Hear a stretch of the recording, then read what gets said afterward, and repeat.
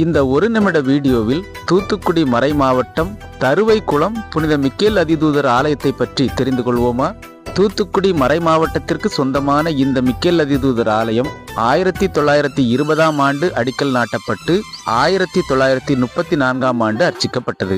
85 அடி உயரமுள்ள இந்த ஆலய முன்பக்க கோபுரம் 1960ஆம் ஆண்டு அர்ச்சிக்கப்பட்டது. இந்த ஆலயத்தில் புனித மிக்கேல் அதிதூதருக்கான விசேஷ வழிபாடாக ஒவ்வொரு வெள்ளிக்கிழமை தோறும் மாலை 6:30 மணிக்கு தேர்பவனியும் சிறப்பு திருப்பலியும் நடைபெறுகிறது. இந்த ஆலய திருவிழா ஆண்டுதோறும் செப்டம்பர் 20ஆம் தேதி கொடியேற்றத்துடன் தொடங்கி செப்டம்பர் மாதம் 29ஆம் தேதி வெகு விமர்சையாக கொண்டாடப்படுகிறது.